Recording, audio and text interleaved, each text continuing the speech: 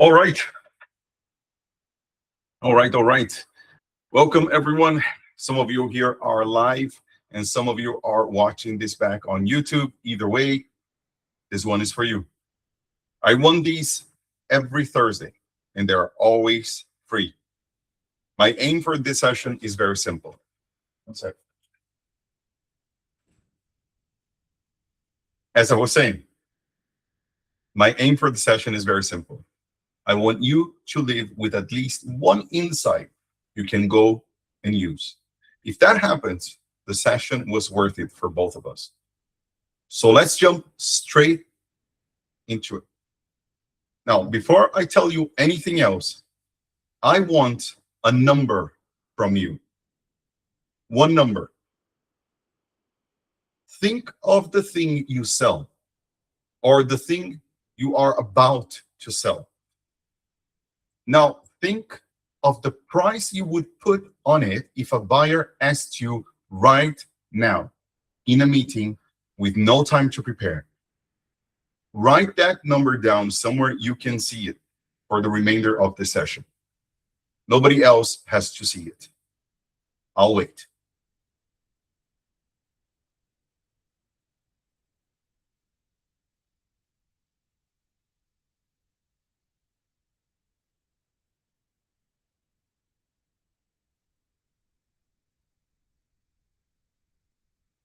Have you got it? I hope you do. Good. So keep that number in front of you, because at the end of the hour, I'm going to ask you to look at it again. And I'm fairly confident about one thing. Most of the numbers written down are too low. Not slightly low. Low enough that they are costing you customers rather than winning them. So tonight is about where that number should have come from, how to say it to a buyer without your voice going up at the end like a question, and what to do with the answer you get back. Let's start with why the number was so hard to pick in the first place. 4 things in this order. First, where a price actually comes from, because it is almost never where founders look for it. Second, why your first number is too low and what that costs you. This is the part people argue with. So I'll give you the reasoning rather than just the claim. Third, saying it out loud to a real buyer. This is the part that feels awful and teaches you the most. And those 2 facts are related. Fourth, raising it later, because your first price, it is not a tattoo.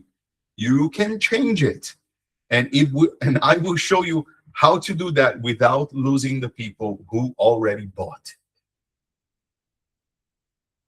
One thing this session is not. It is not a spreadsheet. You will not need a model. And if anyone came here hoping for a formula with 7 variables, I apologize in advance. I don't have it. Here's why pricing feels harder than it should. Almost everything else in startup gives you something to react to. Your product has users who complain.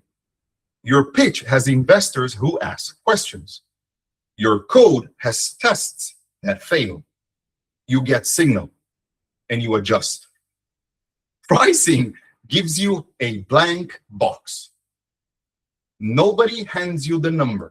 There is no natural starting point, no default, nothing pushing back until you have already committed.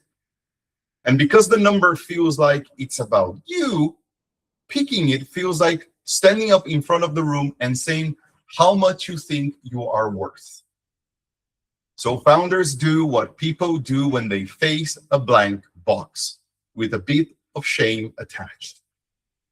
They guess quickly. They pick something safe and they move on to the task that feels more productive Building the feature feels productive. Choosing the price feels like admin with feelings. That instinct is completely normal. And it is also the single most expensive habit in the room. Because unlike almost every other early decision, this one multiplies. Every customer you ever sign runs through it.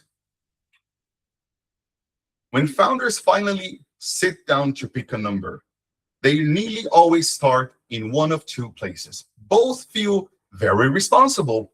Both are very wrong. The first is cost. You add up what it takes to deliver, you add a margin that feels reasonable, and out comes a price. This is a real method, and it works beautifully if you're running a factory that makes screws. It falls apart for almost everything else because your costs are your business, not your customers. Nobody has ever bought something because it was difficult for the seller. Your buyer does not care that the build took 11 months and cost you a relationship. They care what happens to their week after they pay you. And for software, this gets genuinely silly because the cost of serving one more customer rounds to nothing. Price on cost, and you end up charging $9 for something that saves someone 2 days a month. The second bad start is copying a competitor. This feels smarter because at least there is evidence involved. Somebody out there is charging something, so you just sit underneath it and you feel safe. Here's the problem. You have no idea how that number was chosen. You do not know their costs, their funding, their churn, what they are really selling, or whether that price is working at all. They might be about to double it. They might be quietly dying it. When you copy a competitor's price, you're not doing research. You're outsourcing your most important decision to a stranger who guessed. Use their pricing as a boundary, not an anchor. It tells you roughly what category of number the market accepts. It does not tell you yours. So, if it's not your costs and it's not their prices, what is it then? A price is a claim about value. Value. That is all it has ever been. When you put a number on something, you're saying to the buyer, whatever this does for you is worth more than the money I am asking for. That is the whole transaction. They hand over something certain, which is cash, in exchange for something they hope is worth more than that. Which means the number does not live in your spreadsheet. It lives in their business. If your product saves a team 4 hours a week, the value is sitting in those 4 hours. If it wins them one extra customer a quarter, the value is sitting in that customer. If it stops them from being fined, the value is the size of the fine and their anxiety about it, which is often the larger of the two. Your job when you set a price is to find that number in their world first, and only then decide what slice of it you will ask for. Notice the order. Value first, price second. And almost everyone does it backwards. Picks a price that feels comfortable and then goes looking for a story to justify it. One more thing follows from this, and it explains something that confuses many founders. The same product is worth widely different amounts to different buyers. 4 saved hours a week is worth a few $100s to a 2-person studio and several thousand to a bank. And neither of them is wrong. So if you find yourself trying to pick one number that suits everybody, please stop. You are not looking for the price. You're looking for the price for the kind of customer you are actually talking to, which is a much easier question to answer. And when you get the order right, something useful happens to the conversation.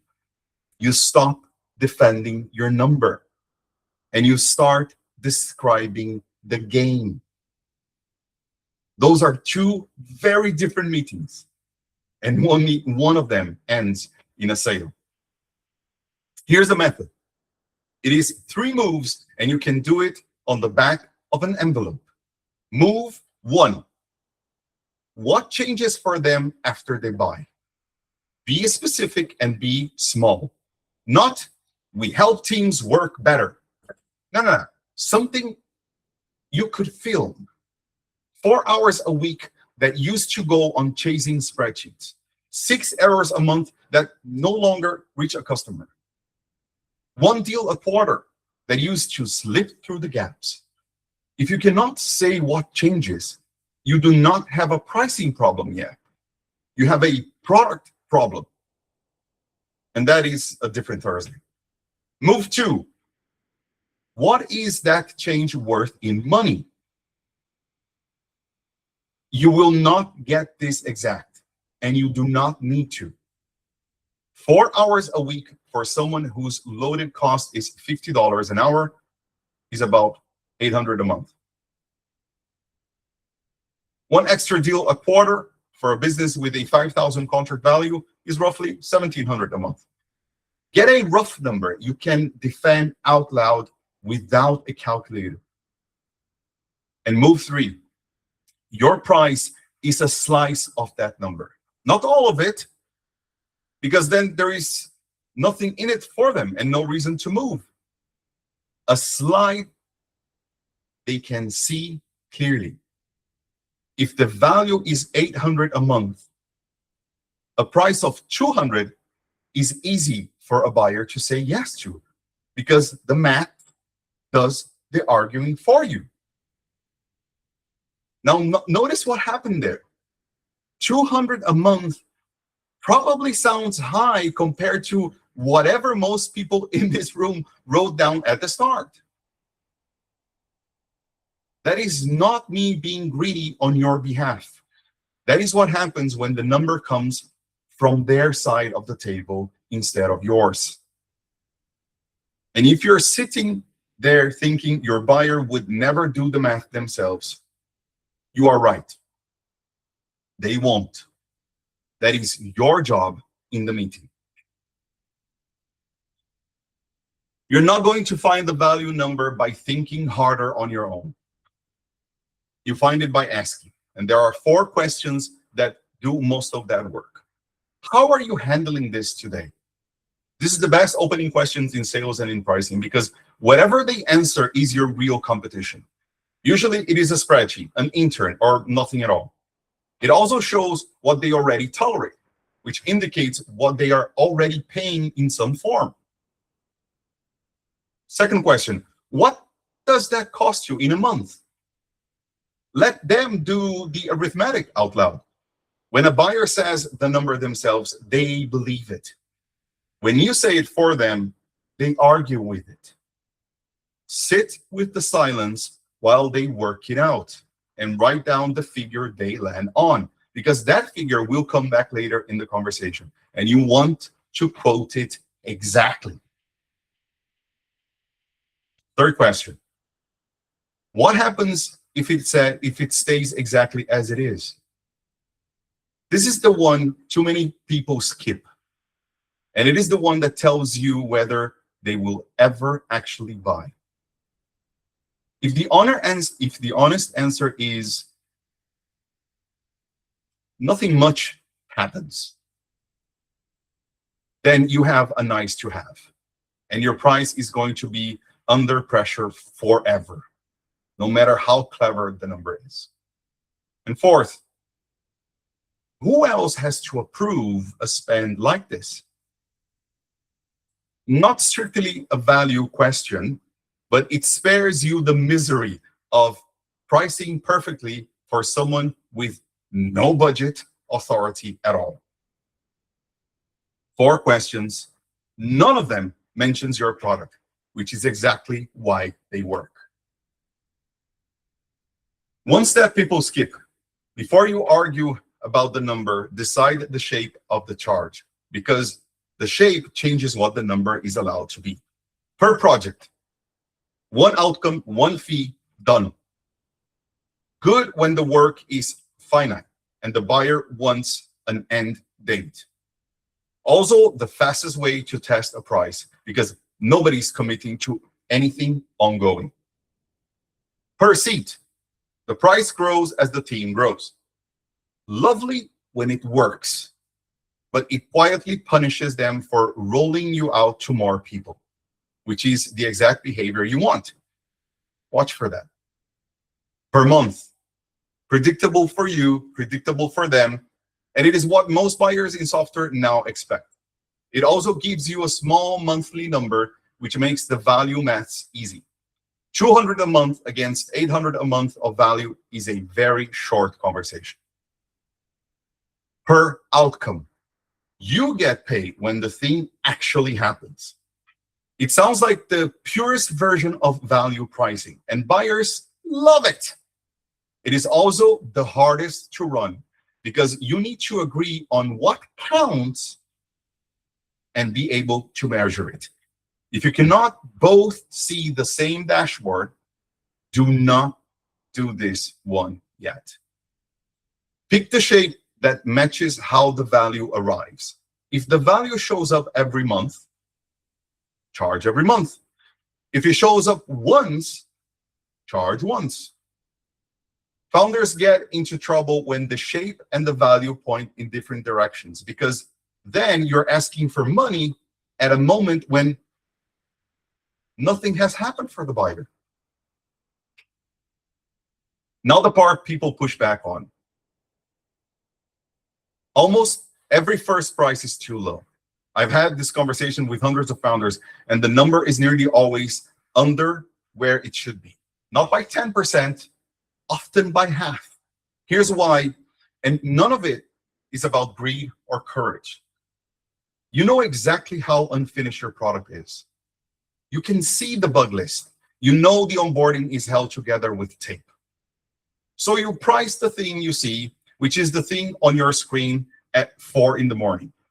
Your buyer prices what they see, which is the result. They have never met your bug list, and they don't want to. You also pick a price you would be willing to pay yourself. This feels humble. It is actually just a category error, because you're not your customer. You're a founder with no cash, buying with your own money, feeling every dollar. They are a business with a budget, buying with someone else's money, feeling almost none of it. And there is a third thing, which is quieter. A low price protects you from hearing no. If it is cheap and they still say no, that is about you. If it is expensive and they say no, it is about the price, and you get to keep your self-respect. Underpricing is very often fear of wearing a sensible jacket. Underpricing is very often fear of wearing a sensible jacket. So when I say your number is too low, I'm not saying you were careless. I'm saying you priced from the only seat you have ever sat in. Founders underprice because it feels safe. Let me tell you what it actually costs, because none of these is obvious until they have already happened to you. First, the signal. A price is information before anyone has used the product. When something is cheap, buyers do not think, how generous. Yeah. They think, what is missing? In business software especially, a low price makes serious buyers nervous because it suggests you will not be around next year to support them. You are not being kind, you're being suspicious. Second, the customers. The people who pay you least will ask you for the most. This is not a rule of the universe, but it is very close. Low prices attract buyers who choose you on price, which means they will leave on price. And in between, they will fire more tickets than anyone else.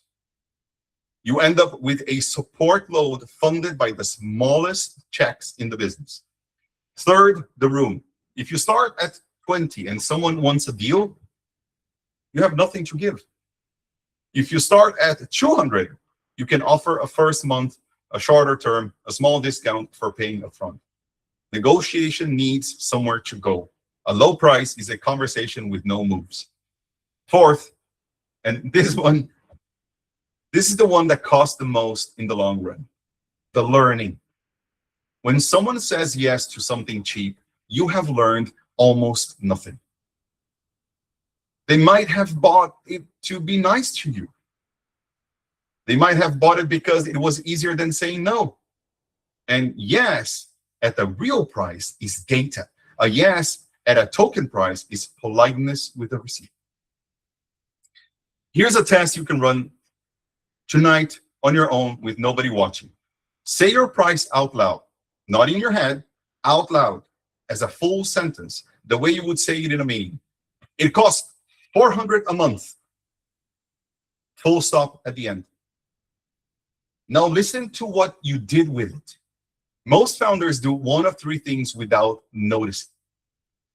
The voice rises at the end, so the price comes across as a question, or you rush it, so the number comes out fast, small, and slightly apologetic. Or you keep talking immediately because silence after a number is unbearable, so you start explaining, softening, and offering things nobody asked for. That flinch is real information. If you cannot say the number cleanly to your bathroom mirror, you will not say it cleanly to a buyer. And they will hear the doubt before they hear the figure. Buyers are extremely good at this. They cannot evaluate your architecture, but they can tell in half a second whether you believe your own number. So practice it. It sounds daft and it works. Say it until it comes out flat and calm, like the price of a coffee. You're not asking permission, you're telling them what it costs. And when you get the real conversation, say the number and then stop talking. Please stop talking. Let it sit. Whoever speaks first after the price loses something. And it should not be you. Now, the part of the session I care most about is the one that changes what do you do tomorrow. A price conversation is not just how you get paid. It is the sharper validation test you have. You have all had the good meeting, the one where they nod, say this is exactly what they need, ask when it launches, and you leave feeling like the company is real. The meeting is lovely, and it means almost nothing. Enthusiasm is free. It costs the buyer nothing to be encouraging, and most people would genuinely rather be encouraging than watch a founder's face fall. Money is not free. The moment you say a number, everything polite in the conversation gets tested. All the interest they have been showing has to convert into something that leaves their account, or it has to reveal itself as interest in the topic rather than in the purchase.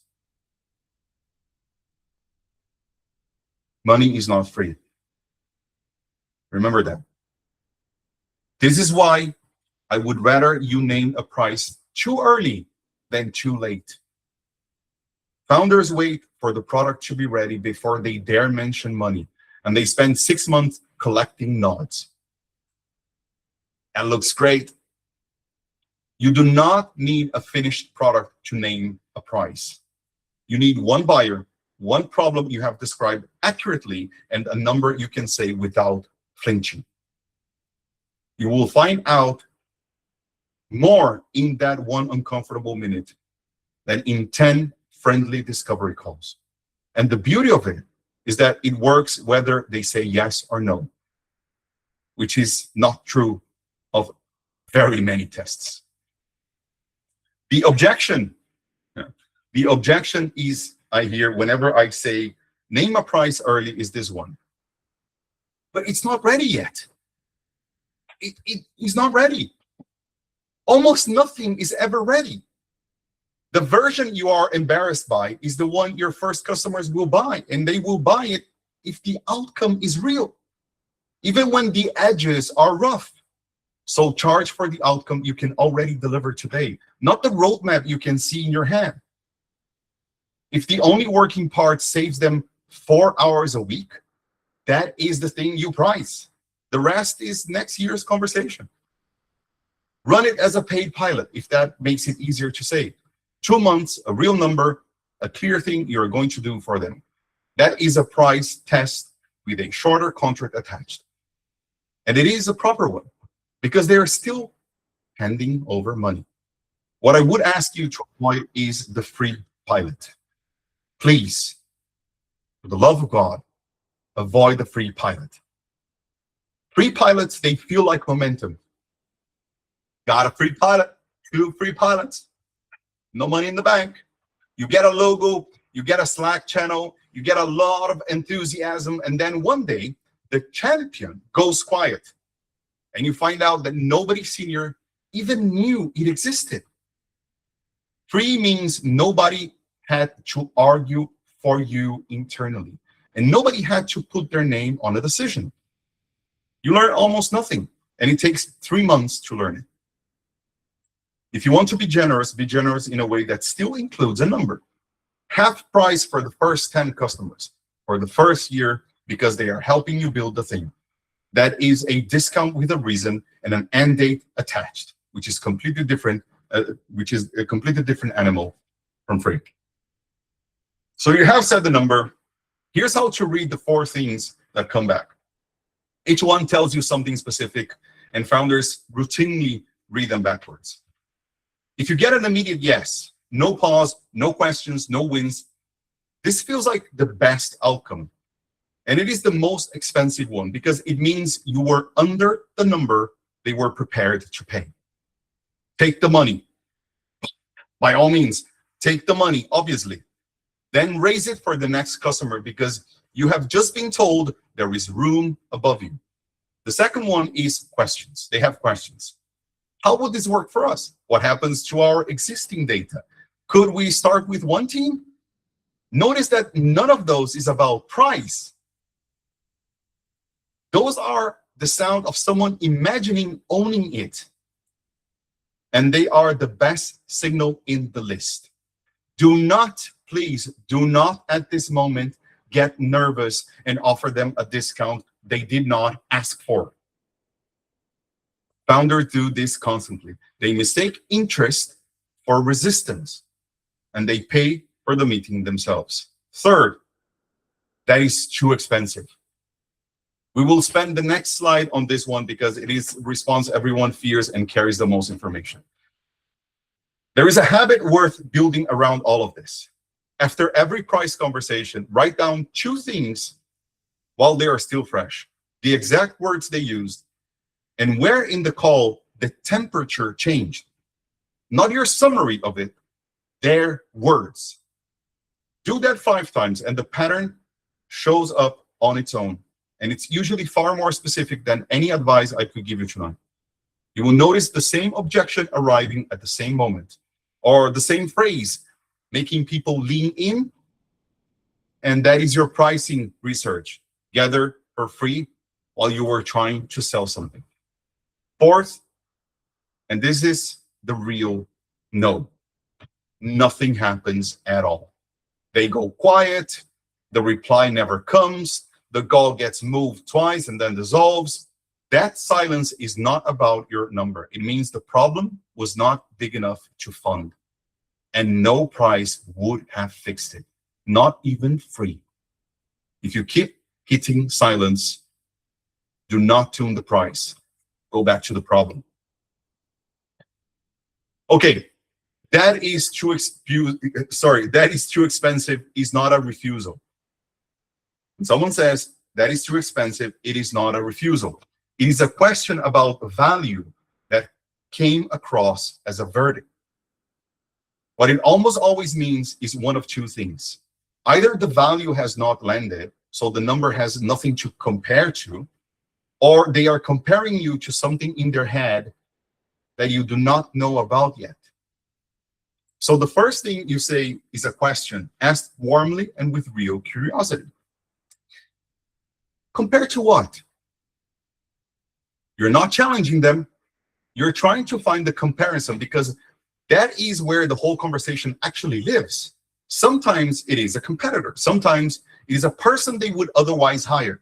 Very often, it does nothing at all, which is free, and therefore the toughest competitor you will ever face. Then repeat their own number back to them. Then repeat their own number back to them. This is why you wrote it down earlier. You said this is costing you about $800 a month. Their number, in their words, said calmly, without triumph, you're not winning an argument. You are putting the two figures side by side so the gap does the talking. Then stop. Say nothing. This is the moment when most deals get given away. And it is the seller, not the buyer, who gives them away. The silence after a price objection is genuinely uncomfortable, and founders feel it by discounting themselves before anyone has asked. Nobody in the history of business has ever pushed back on a price and then had the seller volunteer 20% off and thought, what a strong company. Let them answer. They will tell you what is actually going on. And then you have something to work with. If you're going to move on price, and sometimes you should, move it in a trade. Never give a discount away for free. Here's why this matters more than it looks. The moment you drop your price because someone frowned, you have told that buyer your first number was not real. And once a number is not real, every future number you give them is negotiable too. You have not just lost the margin on this deal. You have taught them how to buy from you forever. So when a discount is genuinely the right call, ask for something back. They pay for a year upfront, which is cash you can use now, and a customer who is not going anywhere. They take a smaller version, fewer seats, less scope, so the price matches what they are getting. They agree to be a reference customer or to do a case study with their name on it, which is worth real money to you at this stage. Or they sign this week rather than in a vague future.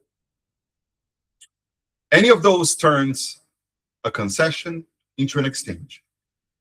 The buyer still gets the win they were looking for, and your original price retains its meaning because it went down for a reason both you can name. And one small thing that will save your money for years, save you money for years. Decide your floor before the meeting starts. Note the number you will not go below, and know what you want in exchange for every step down to it. Deals are lost by people improvising under pressure, not by people who charge too much. Here's the thing that should take the pressure off. And it is the reason I can tell you to go higher without being reckless with your company. Your first price is a hypothesis. It is not a promise, not a policy, and not carved into anything. It is your best current guess at the value. And like every other guess in a startup, it exists to be tested and replaced. So set a review point before you start. Something like, I will hold this price for the first 5 customers, then I will look at it properly.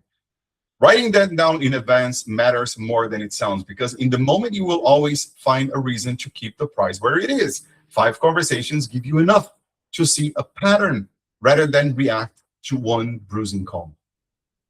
Then look at what actually happened. If nobody hesitated, the price was too low, and you knew it by customer 2.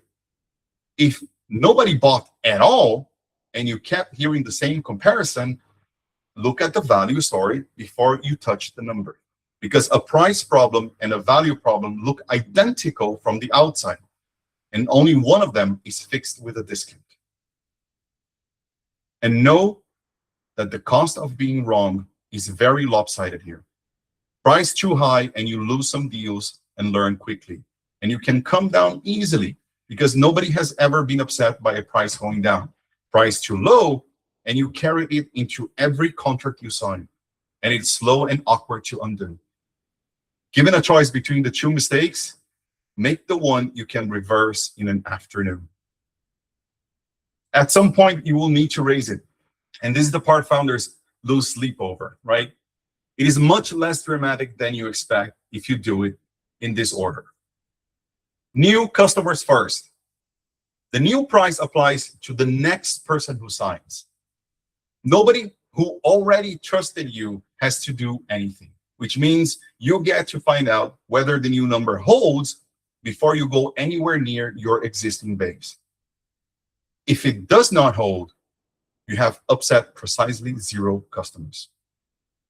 Then, when you do move existing customers, give them proper notice, 30 days minimum, and tell them directly from you in a message that reads as a person who wrote it.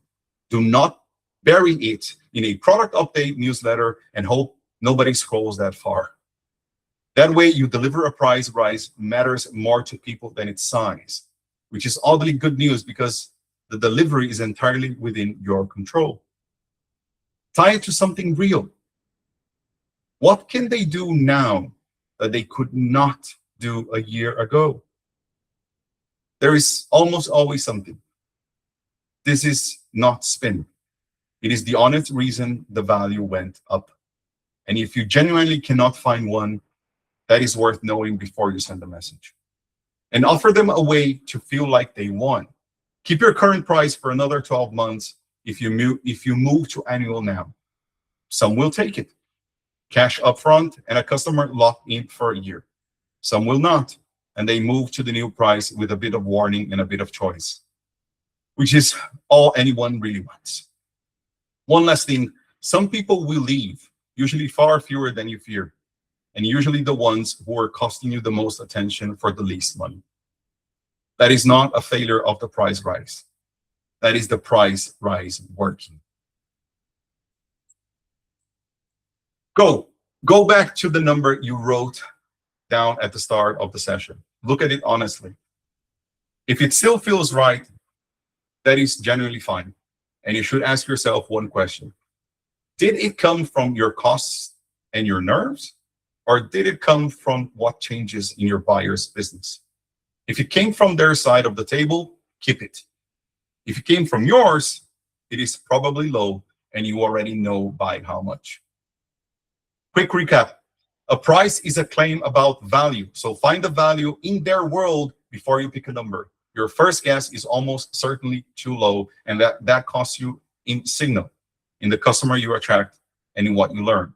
Say the number out loud until it comes out flat and calm. Then read what comes back, remembering that silence is the only real no.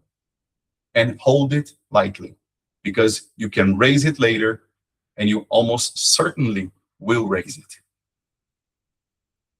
One thing to do this week or the next, say your number to one real buyer, not a friend, not your co-founder, not a group chat. One person who could actually pay you. You will learn from their face in that half second more than another month of thinking about it on your own. So that is the session. Thanks for giving me your time. Thank you very much for giving me your time, whether you were here live or you found this on YouTube. Next is questions, and that part stays in the room. It is not recorded, and it does not go on the channel. So ask me anything you would not put in writing. If you're watching this back, the comments are where I answer. Put your questions there, and I will get to it. My details are on the screen if you want to find me afterwards. Thank you.